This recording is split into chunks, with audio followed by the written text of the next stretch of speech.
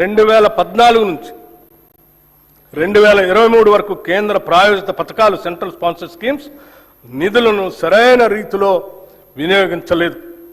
కేంద్రం నుంచి మంజూరైన నిధులను కూడా ఆయా పథకాల అమలుకు ఖర్చు చేయకుండా ఇతర అవసరాలకు నిధులు దారి మళ్లించడం వల్ల కేంద్రం నుంచి రావాల్సిన తదుపరి వాయిదాలు నిలిచిపోయి తెలంగాణకు తీరని నష్టం జరిగింది.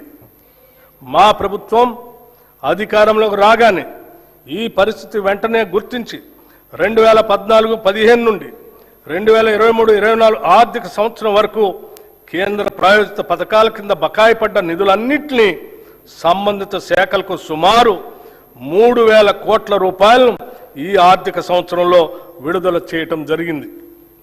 మన రాష్ట్ర అభివృద్ధి కోసం కోఆపరేటివ్ ఫెడరలిజం స్ఫూర్తితో కేంద్ర ప్రభుత్వంతో సత్సంబంధాలు కొనసాగిస్తూ 2021-22 సంవత్సరంలో రాష్ట్రానికి కేంద్ర ప్రాయోజిత పథకాల ద్వారా వచ్చిన నిధులు 4,826 కోట్ల రూపాయలు కాగా మా ప్రభుత్వం ఈ ఆర్థిక సంవత్సరం ఇప్పటిదాకా 7,072 కోట్ల రూపాయలను సాధించింది.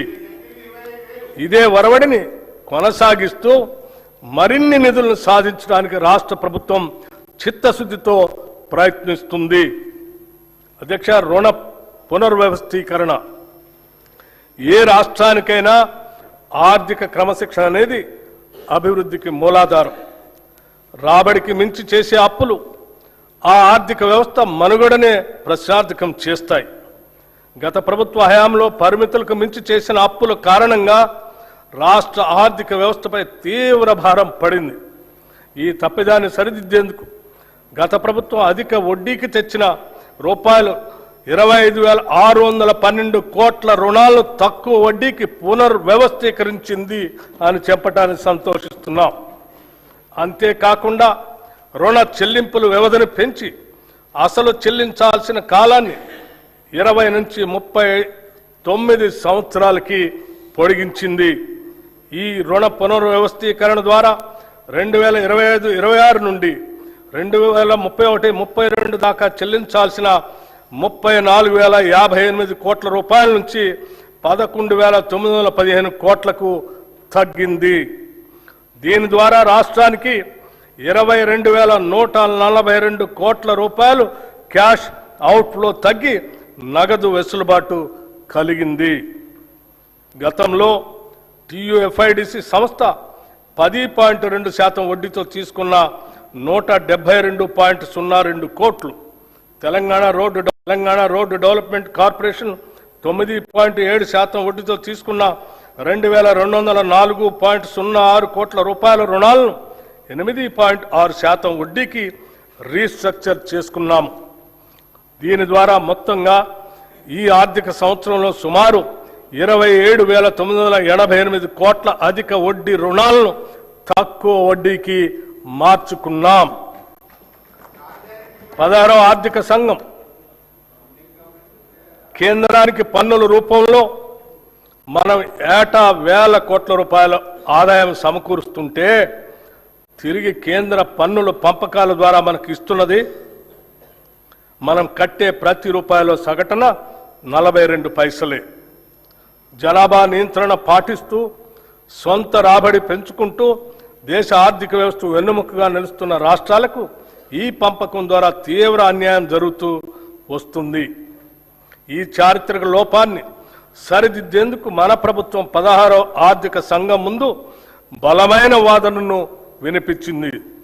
తద్వారా కేంద్ర పన్నుల పంపకం ఫార్ములాలో కేవలం జనాభా ఆదాయ వ్యత్యాసాల లాంటి అంశాలనే కాకుండా రాష్ట్ర జిఎస్డిపిని కూడా ఒక కీలక కొలమానంగా పరిగణలోకి తీసుకునేలా మెప్పించి ఒప్పించడంలో మన ప్రభుత్వం విజయం సాధించింది. దీని ద్వారా తెలంగాణ వాటాను 2.102% నుండి 2.174%కి పెంచడం జరిగింది. తెలంగాణ రాష్ట్రాన్ని దేశంలోనే భవిష్యత్ ఆర్థిక శక్తిగా అభివృద్ధి చేయాలనే లక్ష్యంతో తెలంగాణ రైజింగ్ గ్లోబల్ సమ్మిట్ 2025ను డిసెంబర్ 8-9 తేదీల్లో హైదరాబాద్లోని భారత్ ఫ్యూచర్ సిటీలో విజయవంతంగా నిర్వహించాం. ప్రధాన రంగాలలో ప్రపంచ స్థాయి పెట్టుబడులను ఆకర్షించడానికి ఈ సమ్మిట్ ఒక ముఖ్య వేదికగా నిలిచింది. ప్రపంచవ్యాప్తంగా సుమారు 2000 మంది అంతర్జాతీయ ప్రతినిధులు, పెట్టుబడిదారులు, విధాన రూపకర్తలు, ఆర్థిక నిపుణులు, సాంకేతిక రంగ నిపుణులు ఈ సమ్మిట్లో పాల్గొన్నారు. ఈ సమ్మిట్లో నోబెల్ బహుమతి గ్రహీతలు ఆర్థికవేత్త శ్రీ అభిజిత్ బెనర్జీ, సామాజికవేత్త శ్రీ కైలాష్ సత్యార్థి, ఆర్బీఐ మాజీ గవర్నర్లు శ్రీ దువ్వూరి సుబ్బారావు, శ్రీ రఘురామ్ రాజన్, ఆర్థికవేత్త శ్రీ అరవింద్ సుబ్రహ్మణ్యన్, యునైటెడ్ కింగ్డమ్ మాజీ ప్రధాని Shri Tony Blair, World Economic Forum ప్రతినిధి శ్రీ జెర్మీ జగ్గన్స్ వంటి ప్రముఖులు పాల్గొన్నారు.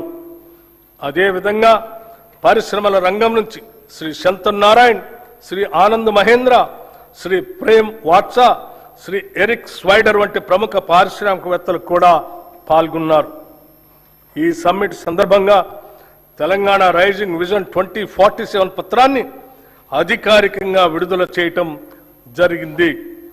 ఈ విజన్ పత్రం క్యూర్, ప్యూర్, రేర్ అనే 3 ప్రాంతాల ఆధారంగా సమతుల్య సుస్థిర అభివృద్ధి సాధించడానికి రాష్ట్ర దీర్ఘకాలిక అభివృద్ధి వ్యూహాన్ని ప్రతిపాదించింది.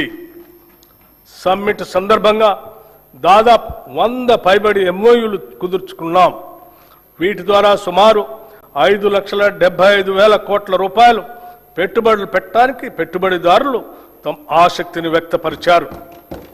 హైదరాబాద్లో సాఫ్రన్ సిఎఫ్ఎం అంతర్జాతీయ ఏరోక్రాఫ్ట్ ఇంజన్ యొక్క మెయింటెనెన్స్, రిపేర్ మరియు ఓవరాల్ ఎంఆర్ఓ సదుపాయ కేంద్రాన్ని ప్రారంభించడం ఒక చారిత్రాత్మక ప్రభుత్వ విజయం. గౌరవ ముఖ్యమంత్రి శ్రీ రేవంత్ రెడ్డి గారు దావోస్లో next gen life sciences policy 2026-2030ను ఆవిష్కరించారు. ఈ పాలసీ లక్ష్యం 2030 నాటికి ఆర్టిఫిషియల్ ఇంటెలిజెన్స్ పరిశోధనాభివృద్ధి మరియు ఆధునిక తయారీ రంగాల్లో తెలంగాణను ప్రపంచంలో మొదటి 5 లైఫ్ క్లస్టర్లలో ఒకటిగా నిలపటం. ఈ రంగంలో ఇప్పటిదాకా 73,360 కోట్ల పెట్టుబడుల్ని ఆకర్షించాము. దీనివల్ల 1,00,000 మందికి ప్రత్యక్షంగా మరియు 2,50,000 మందికి పరోక్షంగా ఉద్యోగాలు సృష్టించబడతాయి. సింగపూర్కు చెందిన ఏజీఐడిసి, వియత్నాంకు చెందిన వెన్ గ్రూప్, జేసీకి ఇన్ఫ్రా ప్రాజెక్ట్స్ లిమిటెడ్ సంస్థల నుంచి మొత్తం 1,03,500 కోట్ల రూపాయల పెట్టుబడులు వస్తాయి. ప్రణాళికాబద్ధంగా అభివృద్ధి సాధించడానికి, ఈ అభివృద్ధికి ప్రజలను వారసులను చేస్తూ ముందుకు సాగటానికి అంతర్జాతీయ స్థాయిలో ఎక్కడా లేని విధంగా క్యూర్, ప్యూర్, రేర్ అనే 3 ప్రధాన ప్రాంతాలుగా గుర్తించాం. క్యూర్లో సేవా రంగానికి, ప్యూర్లో ఉత్పాదక రంగానికి, రేర్లో వ్యవసాయ మరియు వ్యవసాయ అనుబంధ రంగాలకు ప్రాధాన్యత ఇస్తూ రాష్ట్రాన్ని అభివృద్ధి చేస్తున్నాం. Hyderabad outer ring road ORR లోపల క్యూర్ ప్రాంతంలో technology, artificial intelligence, global capability సెంటర్లు, పరిశోధన, అభివృద్ధి, స్టార్టప్, ఫైనాన్షియల్ సర్వీసెస్ సంస్థలు మరియు ఇతర సర్వీస్ సెక్టార్లను అధిక విలువైన సేవల కేంద్రంగా అభివృద్ధి చేయాలని నిర్ణయించాం. తెలంగాణలో పట్టణ జనాభా 2031 నాటికి 53.8% చేరుకునే అవకాశం ఉంది. ఈ నేపథ్యంలో క్యూర్ ప్రాంత పరిధిని కాలుష్యరహితంగా నెట్ జీరో మార్చేందుకు కావలసిన అన్ని చర్యలు తీసుకుంటున్నాం. సందర్భంగా health policy, Hyderabad industrial lands transformation పాలసీని కింద కాలుష్య కారక పరిశ్రమలను ఓఆర్ఆర్ బయటికి తరలించేందుకు మరియు సింగిల్ యూజ్ ప్లాస్టిక్ వినియోగాన్ని నిషేధించేందుకు చర్యలు తీసుకుంటున్నాం. క్యూర్ పరిధిలో ప్రస్తుతం ఉన్న పెట్రోల్, డీజిల్ ఆటోలను రెట్రో ఫిట్టింగ్ ద్వారా ఎలక్ట్రిక్ వాహనాలుగా ప్రభుత్వ ఖర్చుతో మారుస్తాం. Peri urban region economy, outer ring road, regional ring road మధ్య ప్రాంతాన్ని మ్యానుఫ్యాక్చరింగ్ హబ్గా అభివృద్ధి చేయాలని లక్ష్యంగా పెట్టుకున్నాం. ఈ ప్రాంతంలో తయారీ పరిశ్రమలు, ఎంఎస్ఎంఈ క్లస్టర్లు, లాజిస్టిక్ హబ్లు, పారిశ్రామిక పార్కులు ఏర్పడేలా చర్యలు తీసుకుంటాం. దీని ద్వారా ముఖ్యంగా పెద్ద ఎత్తున ఉద్యోగాలు సృష్టించబడతాయి. ఈ ప్రాంతం తెలంగాణ ఆర్థిక వ్యవస్థకు తయారీ కేంద్రంగా, మ్యానుఫ్యాక్చరింగ్ ఇంజన్గా మారనుంది.